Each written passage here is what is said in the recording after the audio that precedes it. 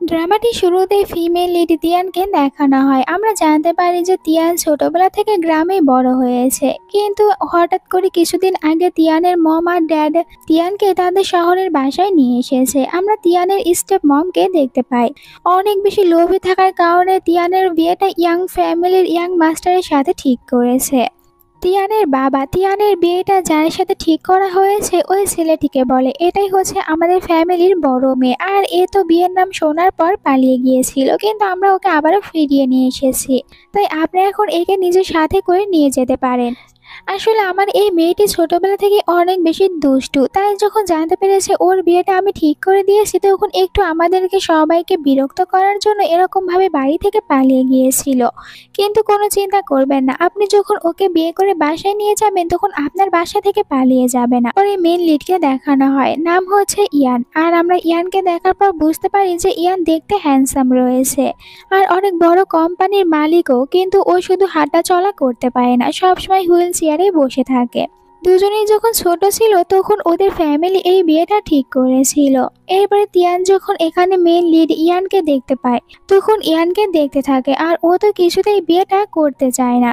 Tian এখানে সবার সামনে বলে, আমি যদি বলি আমি এই বিয়েটা করব না তাহলে কি হবে, আমি এখান থেকে আবারও পালিয়ে যাব, আর আপনারা কি আমাকে আবারও ধরে নিয়ে আসবেন? তখন এখানে মম একটু রেগে ওকে বলে, নিজের মুখ বন্ধ রাখো, আর এটা কিরকম কথা বলছো, তুমি জানো না ইয়ান অনেক ভালো একটি ছেলে। তিয়ান এরপরে ইয়ানের সামনে চলে আসে, ইয়ানকে ভালো করে দেখে, এরপরে বলে, তাহলে তুমি ওই ছেলেটি যার সাথে আমার বিয়ে ঠিক করা হয়েছে।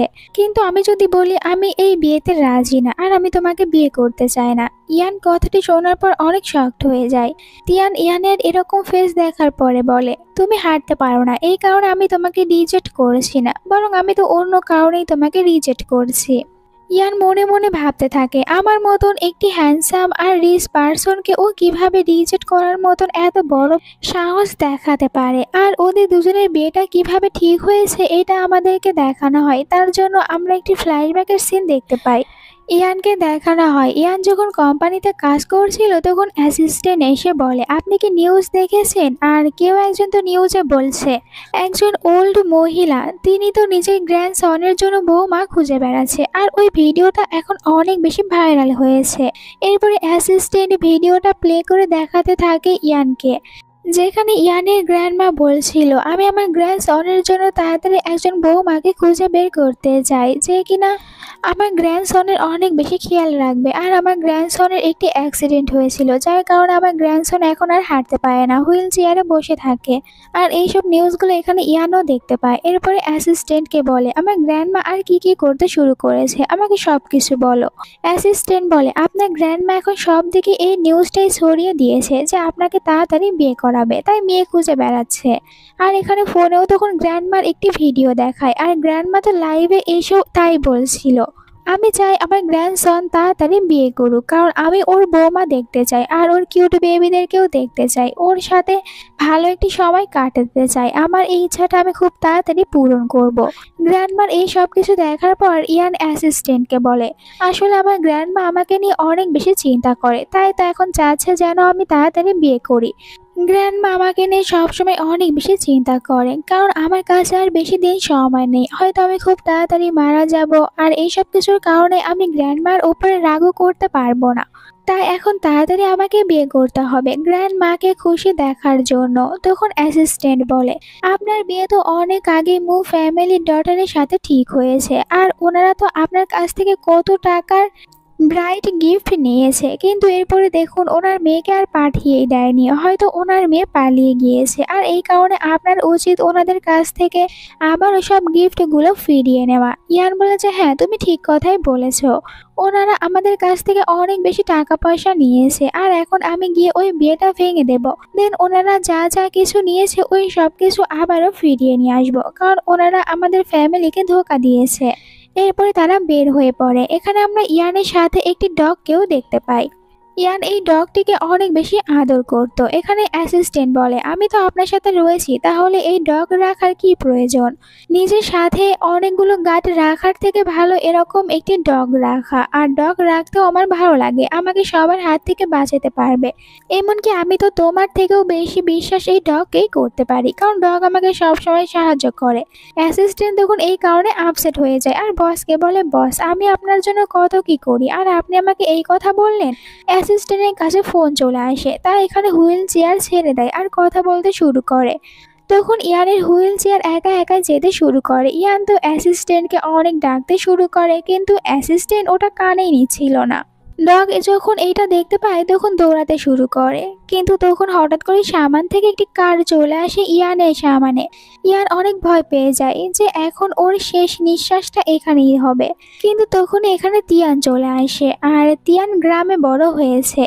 ইয়ান অনেক ভালো আর অনেক বুদ্ধিমতী একটি মেয়ে, আর ওর কাছে অনেক ভালো সব পাওয়ারও রয়েছে, তাই তো এখানে একদম কারের সামনে চলে আসে। নিজের পাওয়ার ইউজ করে ইয়ান আর কার দুটিকেই ভালোভাবে ও বাঁচিয়ে নিতে পারে। এরপরে ইয়ানের কাছে চলে আসে, ইয়ানকে ভালোভাবে দেখতে শুরু করে। তখনই হঠাৎ করে ইয়ান এখানে ব্লাড ভমিটিং করতে শুরু করে। অ্যাসিস্ট্যান্ট এটা দেখার পর অনেক ভয় পেয়ে যায় আর বলে, বস আপনাকে এক্ষুনি হসপিটালে নিয়ে যেতে হবে। ইয়ান বলে, হসপিটালে যেয়ে আমি কি করব? কিছুদিন আগেই তো গিয়েছিলাম, আমার এটা কিছুতেই ঠিক হবে না। বরঞ্চ ওখান থেকে একটি ডোজ নেওয়ার পর আমি আর 1 বছরই বাঁচতে পারবো। আর এমনিতেও সব ডোজ নেওয়া আমার শেষ হয়ে গিয়েছে, আর এখন একটি মাত্র ডোজ রয়েছে, তাই এটা নেওয়ার থেকে না নেওয়াই ভালো। এখন আমরা যে কাজের জন্য যাওয়ার জন্য বের হয়েছিলাম ওখানে যাওয়া উচিত। দুজনে কথা বলতে থাকে। এরপরে সামনে তাকানোর পর আর কোথাও তো দেখতে পায় না তিয়ানকে। দুজনেই অবাক, হঠাৎ করে মেয়েটি কোথায় চলে যেতে পারে। এরপরে তিয়ানকে আমরা তিয়ানের বাসায় দেখতে পাই।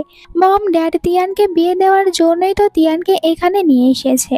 আর তিয়ান বলে, আমি কিছুতেই বিয়ে করতে চাই না, আর আপনারা বিয়ের জন্য আমাকে জোর কেন করছেন? যদি আমি বিয়ে না করি তাহলে তো আপনারা আমাকে কোনো কিছু বলতে পারবেন না, আর এমনিতেও বিয়েটা আমার ঠিক হয়নি, বরং আপনার নিজের মেয়ে ঠিক হয়েছে। মম রেগে বলে, তুমি কি চাও আমার মেয়েকে আমি ওই ফ্যামিলিতে বিয়ে দেব? কিছুতেই না। তুমি কেন বুঝতে পারছো না? আমরা তো এখানে তোমার ভালোই করতে চাচ্ছি। ছেলেটি হচ্ছে অনেক বেশি রিচ, দেখতে অনেক হ্যান্ডসাম রয়েছে, শুধুমাত্র হাঁটতে পারে না। তাতে কি হয়েছে? তোমাকে সারা জীবন অনেক বেশি ভালোভাবে রাখতে পারবে। তুমি কি চাও না তোমার ভবিষ্যৎ ভালো হোক? এখানে বলে তিয়ান, এই চিন্তাটা আমার জন্য না করে আপনি নিজের মেয়ের জন্য করুন। আপনি কি চান না আপনার মেয়ের ভবিষ্যৎটা সুন্দর হোক? আপনি তো দেখছি এখন নিজের মেয়ের থেকেও আমাকে বেশি ভালোবাসছেন, নাকি শুধুমাত্র ছেলেটি হাঁটতে পারে না এই কারণে আমাকে ওই ফ্যামিলিতে বিয়ে দিতে চাচ্ছেন? মম বলে, আমি এটা একদমই বলতে চাইনি, আর তুমি এই বিয়েটা করবে। তিয়ান বলে, আমি তো বিয়েটা কিছুতেই করব না, আর আপনার যদি এত ভালো লেগে থাকে তাহলে কেন না আপনি বিয়ে করে নিন। মম তো ওর কথা শোনার পর অনেক রেগে যায়, আর ড্যাডও তখন তিয়ানকে বলে, তোমার দেখছি একদমই কথা বলার যোগ্যতা নেই।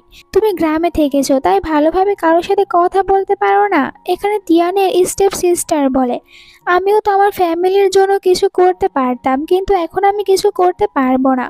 আর আমি এই বিয়েটা চাইলেও করতে পারবো না, কারণ আমি এখন ভালোভাবে মেডিকেল স্টাডি করার জন্য অনেক বড় একটি ইউনিভার্সিটিতে চান্স পেয়েছি, তাই আমাকে তো ওখানে যেতে হবে। আমি ক্যারিয়ারে কিছু একটা করতে চাই, তাই বিয়ে করতে পারবো না। আর তুমি কেন বুঝতে পারছো না? মম ড্যাডে তোমার ভালো করতে চাচ্ছে। তিয়ান বলে, তোমরা সবাই যদি আমার এত ভালো চাও তাহলে আমাকে গ্রামে কেন পাঠিয়েছিলে, এখানে কেন রাখোনি? ড্যাডি তখন তিয়ানের উপর রেগে তিয়ানকে বলে, তুমি কি বলতে চাচ্ছো যে আমরা তোমাকে ভালোবাসি না? যদি তোমাকে ভালো না বাসতাম তাহলে কেন তোমাকে ওই রিচ ফ্যামিলিতে বিয়ে দিতে চাইতাম? আর তুমি গ্রামে ছিলে, আর এই কারণে দেখো আমাদের সাথে কত বাজেভাবে কথা বলছো। তুমি কখনোই তোমার সিস্টারের মতন ভালো হতে পারবে না। দেখো ও ক্যারিয়ারে কিছু একটা করতে চায়, আর তুমি তো কোনো কিছুই পারো না, তোমাকে দিয়ে আমরা কি করব? এখানে মম আর ড্যাড তারা দুজনেই তো অনেক বেশি কথা শোনাতে শুরু করে তিয়ানকে। মম বলে, আমি তোমাকে বলেছি বিয়ে করবে, তাহলে তুমি বিয়ে করবে। তিয়ান বলে, আমার ছোটবেলার কথা ভালোভাবেই মনে রয়েছে, আপনি আমার সাথে কি করেছিলেন। ফ্ল্যাশব্যাকে দেখানো হয় তিয়ানের স্টেপ মম তিয়ানকে বলে, আজ থেকে আমি তো তোমার মম, আর তুমি তো তোমার সিস্টারের বড়, তাহলে কি তুমি তোমার সিস্টারের জন্য ইয়ান ফ্যামিলিতে থাকা আশা ম্যারেজ প্রপোজালটি তোমার সিস্টারকে দিতে পারবে, কারণ ওটা তো তোমার জন্য এসেছে। তখন তিয়ান বলেছিল, আমি এটা আপনাকে দিতে পারবো না, কারণ এটা আমার মম আর ইয়ানের গ্র্যান্ড মা মিলে ঠিক করেছে, তাই আমি এটা কিছুতেই আপনাকে দেব না। তখন স্টেপ মম বলে, কিন্তু এখন তো আমি তোমার মম, তাই তুমি এখন আমার কথা শুনবে, আর আমি তোমাকে যা করতে বলছি তুমি তাই করবে। তিয়ান বলেছিল, কিন্তু এখানে কেউ বলেনি যে আপনি আমার মম, আপনি শুধুমাত্র আমার মালিক, তাই আপনাকে আমি এটা দেব না। মম তখন রেগে বলে, এই মেয়েটিকে গ্রামে পাঠিয়ে দাও, এর তো কোনো যোগ্যতাই নেই আমার সাথে এই বাড়িতে থাকার। আর এরপরে স্টেপ মম গ্রামে পাঠিয়ে দিয়েছিল তিয়ানকে, যাতে করে নিজের মেয়েকে হ্যাপিতে রাখতে পারে আর তিয়ানের জায়গায় নিজের মেয়েকে ওই বাড়িতে পাঠাতে পারে। কিন্তু এখন ইয়ান যেহেতু একটু হাঁটতে পারে না আর সবসময় হুইল চেয়ারে বসে থাকে, তাই আবারও নিজের মেয়ের জায়গায় ওই জায়গাতে তিয়ানকেই পাঠিয়ে দিতে যাচ্ছে। এখানে তারা সবাই তিয়ানের অনেক বেশি মজা ওড়াতে শুরু করে। তখনই ভিতরে ইয়ান চলে আসে অ্যাসিস্ট্যান্টকে সাথে করে নিয়ে, আর বলে, আমি জানি না আপনারা এখানে ফ্যামিলিতে কি নিয়ে কথা বলছেন, কিন্তু আমি এখানে কিছু বলতে এসেছি। তিয়ানের স্টেপ সিস্টার যখন দেখতে পায় ইয়ানকে, তখন বলে, ওয়াও, ছেলেটি দেখতে কত বেশি হ্যান্ডসাম আর রিসও রয়েছে, শুধুমাত্র হাঁটতে পারে না, এই কারণে আমি ওকে বিয়ে করতে পারছি না। কিন্তু ইয়ান তো ভিতরে আসার পর নিজের চোখ যখন পড়ে তিয়ানের ওপরে, তখন এক নজরে ও তিয়ানকেই দেখতে থাকে, কারণ তিয়ানের বিউটিফুলটা ওর কাছে অনেক ভালো লেগেছে। মম ইয়ানের কাছে চলে আসে আর ইয়ানের সামনে ভালো সাজার জন্য অনেক সুন্দরভাবে কথা বলতে শুরু করে, কিন্তু অ্যাসিস্ট্যান্ট ওনাকে থামিয়ে দেয় আর বলে, এখন আপনারা ওয়েডিং গিফট হিসেবে যা যা নিয়েছিলেন ওই সব কিছু এখানে ফিরিয়ে দিন, কারণ বস আপনাদের মেয়েকে বিয়ে করতে চায় না। বস এই বিয়েটা ভেঙে দিতে চাচ্ছে। কত বছর হয়ে গিয়েছে বিয়ে হয়েছে, কিন্তু এখন পর্যন্ত নিজের মেয়েকে ইয়ান ফ্যামিলিতে পাঠাতে পারেননি। এটি কন্ট্রাক্ট বের করে দেয়। ইয়ানও বলে যে হ্যাঁ, আমি আর এই বিয়েটা করতে চাই না, বিয়েটা ভেঙে দিচ্ছি, তাই আপনারা সব কিছু ফ্রি দিয়ে দিন। মম বলে, আপনি এটা কিভাবে বলতে পারেন, আমরা তো ভাবছিলাম যে আজই আমাদের মেয়েকে ওখানে পাঠিয়ে দেব, কোনো চিন্তা করবে না। এরপরে তিয়ানকে জোর করে ইয়ানের সামনে নিয়ে আসে আর বলে, দেখুন, এটাই হচ্ছে আপনার ওয়াইফ, তাই চাইলে নিজের সাথে করে নিয়ে যেতে পারেন।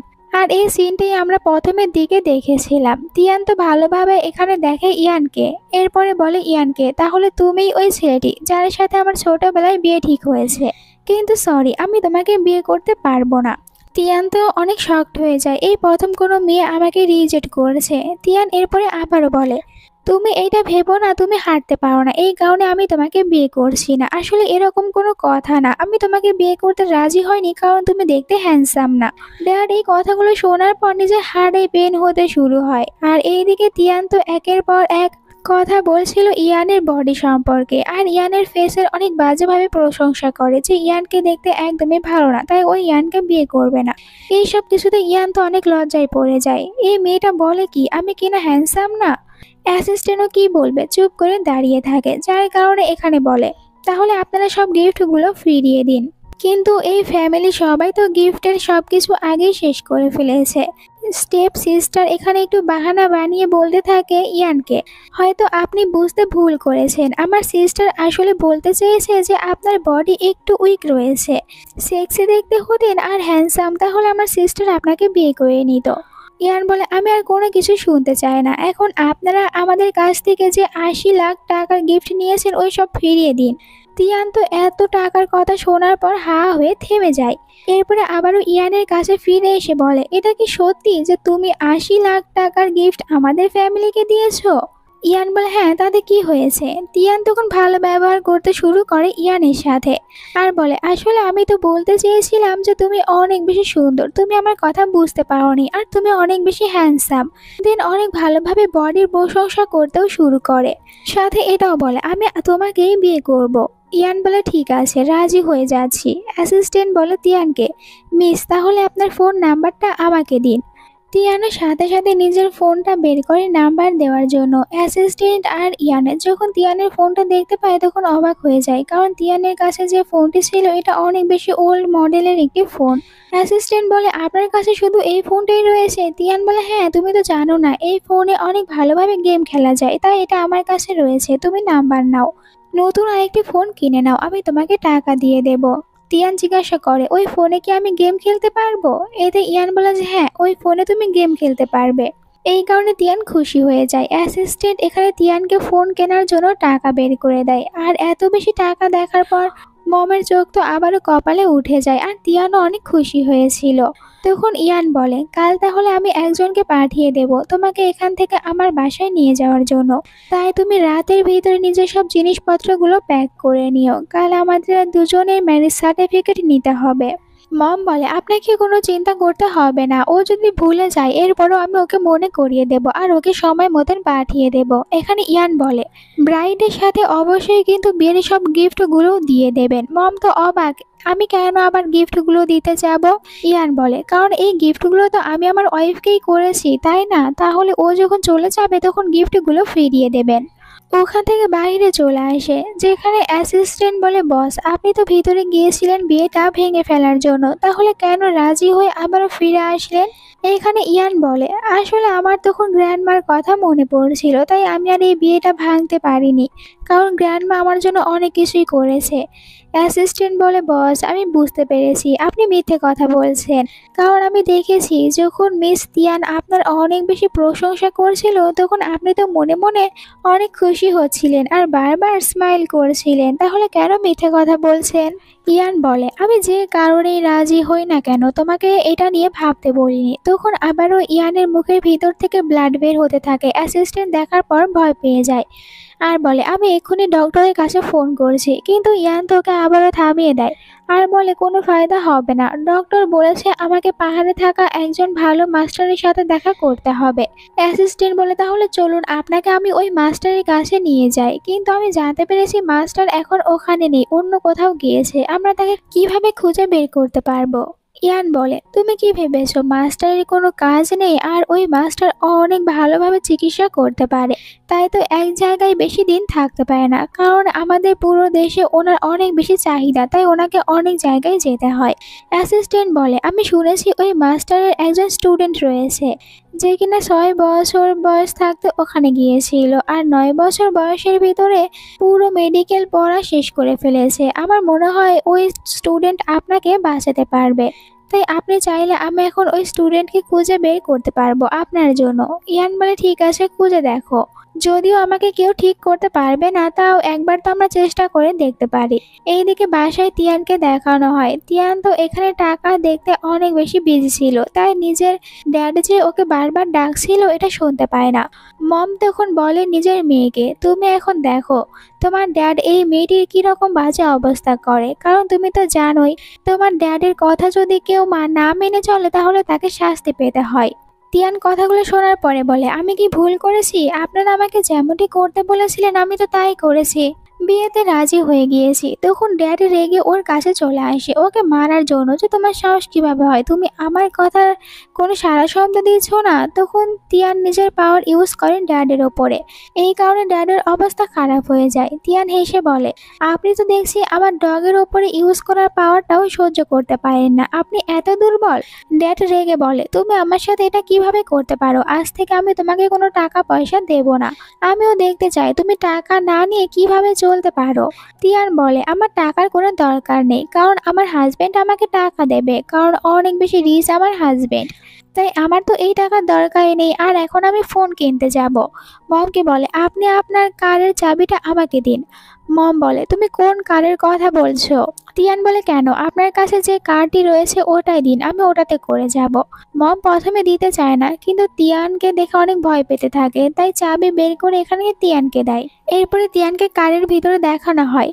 তিয়ান বলতে থাকে, আমি তো এতদিন পাহাড়ে ছিলাম আর পাহাড়ে তো এইসব কিছু আমি কখনোই দেখিনি, তাহলে এটাকে আমি কিভাবে নিয়ে যাব? এটা তো কোনো ঘোড়াও না যে আমি ঘোড়াকে যেতে বলবো আর ঘোড়া চলে যাবে, এটাকে কিভাবে অন করতে হয়? তখন বাহিরে একটি বাচ্চা ছেলেকে দেখতে পায়।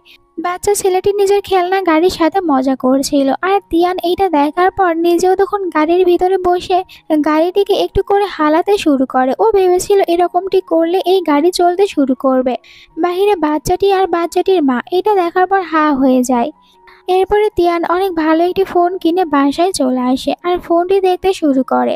নিজের মাস্টারের বলা কথা মনে করে। মাস্টার তিয়ানকে বলে, তুমি তো সেই ছোটবেলা থেকে আমার সাথে এই পাহাড়ে রয়েছো আর তুমি অনেক কিছু শিখে গিয়েছো, তাই আমার মনে হয় এখন তোমার মডার্ন দুনিয়াতে যাওয়া উচিত, আর ওখানে গিয়ে ওখানকার সব কালচারগুলো তোমার দেখা উচিত, কারণ তুমি সবার থেকে অনেক বেশি পিছিয়ে রয়েছো। ওখানে গিয়ে তুমি সোশ্যাল মিডিয়ার অ্যাকাউন্টগুলো ইউজ করতে পারবে। তাই এখানে তিয়ান তখন সোশ্যাল মিডিয়ার অ্যাকাউন্ট দেখতে শুরু করে, আর যেখানে প্রথমে ও গ্র্যান্ডমার ভিডিও দেখতে পায়। গ্র্যান্ডমা ওখানে বলছিল, আমি আমার গ্র্যান্ড সনের জন্য একজন বৌমাকে খুঁজে বেড়াচ্ছি, আর ইয়ানের নামটাও বলে। তাই তো তিয়ান বুঝতে পারে এটা তো আমার হাজবেন্ডের কথাই বলছে।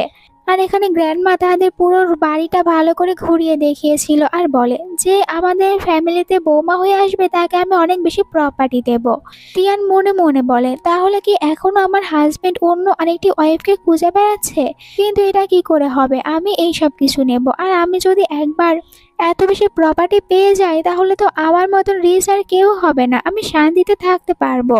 পরের দিন দেখানো হয় ইয়ানকে অ্যাসিস্ট্যান্টের সাথে ম্যারেজ বিউরোর বাইরে এসে অপেক্ষা করতে থাকে।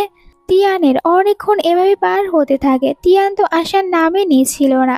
একটু পরে তিয়ান চলে আসে। তিয়ান মেকআপ করে এসেছিল, কিন্তু ওকে দেখতে অনেক বেশি ভূতের মতন দেখাচ্ছিল। এটা দেখার পর দুজনেই তো শকড হয়ে যায়। ইয়ান বলে, তুমি এরকম মেকআপ কেন করে এসেছো? তিয়ান বলে, আমি শুনেছি যে মেকআপ করে আসতে হয়, তাই তো আমি এত সুন্দর করে রেডি হয়ে এসেছি। ইয়ান তো ওকে দেখে ভয় পেয়ে গিয়েছিল। এরপরে বলে, তুমি এরকম মেকআপ করে এখানে কেন এসেছো? তিয়ান বলে, আমি তো শুধু নিজেকে সুন্দর দেখানোর জন্য এরকম ভাবে এসেছি, আর আমি কি আসতে অনেক বেশি লেট করে ফেলেছি? এখন আমাদের তাড়াতাড়ি ভিতরে গিয়ে বিয়ে করে নিতে হবে। আসলে তিয়ান তো ভাবছিল ও যদি লেট করে ফেলে তাহলে এই রিচ ছেলে আর ওকে বিয়ে করবে না, তখন তিয়ান আর ধনীও হতে পারবে না। তিয়ান বলে, আমি আমার ডগকেও নিজের সাথে করে নিয়ে এসেছি। এখন তিয়ানের ডগ আর ইয়ানের ডগ তো একসাথেই থাকবে। এরপরে এখানে ইয়ান অ্যাসিস্ট্যান্টকে বলে টিস্যু পেপার দেওয়ার জন্য, আর যখন অ্যাসিস্ট্যান্ট ওকে টিস্যু দিয়েছিল তিয়ান তখন নিজের ফেসটা এগিয়ে দেয় ইয়ানের দিকে। ইয়ান ক্লিন করে দিতে শুরু করে আর অনেক নার্ভাস ফিল করতে থাকে। এরপরে যখন তারা দুজনে একসাথে ছবি ওঠাবে, ফটোগ্রাফার বলে, আপনাদের দুজনের পাসপোর্ট সাইজের ছবি তুলতে হবে, আর এই জন্য আপনাকে তো উঠে দাঁড়াতে হবে। আপনি কি শুধু 1 মিনিটের জন্য উঠে দাঁড়াতে পারবেন? তাহলে আপনাদের দুজনের ছবি অনেক ভালো উঠবে। বোকার মতন একটি প্রশ্ন করেছে। যদি ইয়ান হাঁটতে পারে আর দাঁড়িয়ে থাকতে পারে তাহলে হুইল চেয়ারে কেনই বা বসে থাকবে?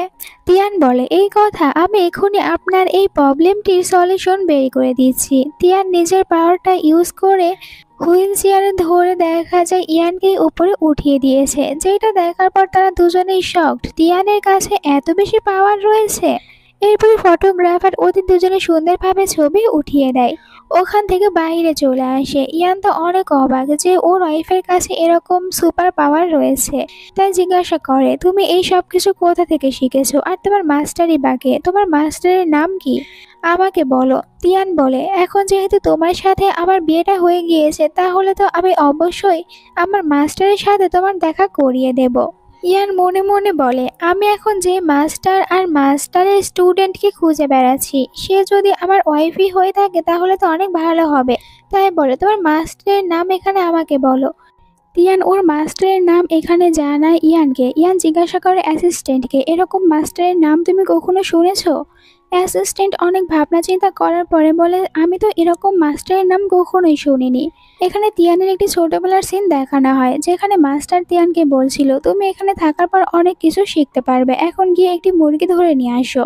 তিয়ান তখন চলে যায় একটি পাওয়ারফুল মুরগিকে ধরার জন্য, আর মুরগিটি এখানে তিয়ানকে দেখার পরে বলে, তোমার মতন বাচ্চা একটি মেয়েকে যদি আমি খেয়ে ফেলি আমার পাওয়ার আরো বেশি বেড়ে যাবে। কিন্তু তিয়ান নিজের পাওয়ার ইউজ করে ওই পাওয়ারফুল মুরগিকেই ধরে ফেলে।